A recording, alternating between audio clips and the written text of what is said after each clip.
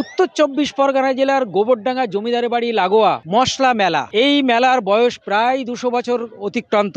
দূর দূরান্ত থেকে কৃষকরা যেমন আসেন তেমনি আসেন ব্যবসাদাররা। তারা এখানে সারা বছরের উৎপাদিত ফসল এবং মশলা তারা বিক্রি করে বাড়ি চলে যান। এই মেলা যেদিন শুরু হয়েছিল সেদিন নিয়ম ছিল গোবরডাঙ্গা জমিদার খেলারাম মুখোপাধ্যায় তার পুত্র কালীপ্রসন্ন মুখোপাধ্যায় এই মেলার সূচনা করেন।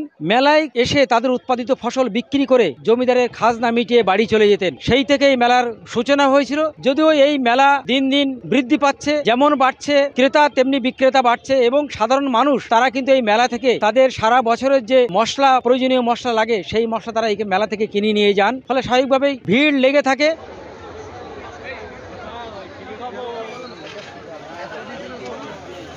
এবং এই মেলা উপলক্ষে পাশে লাগোয়া যমুনা নদীর ধারে আরেকটি মেলা বসে, গোষ্ঠ বিহার মেলা। যদিও সেই মেলাটি প্রায় ২৫০ বছরের মেলা এবং এই দুটো মেলাকে কেন্দ্র করে সাধারণ মানুষের যে উৎসাহ সেটা চোখে পড়ার মতো।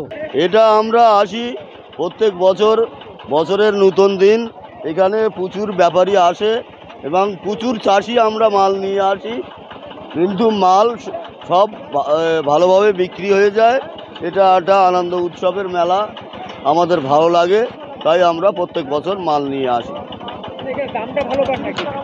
দামটা মোটামুটি ভালো পাওয়া যায় এখানে। আমরা তা অন্তত সেই স্বরূপনগর থেকে এসেছি, স্বরূপনগর থানা, তার মানে এখান থেকে অন্তত ২৫-৩০ মাইল হবে।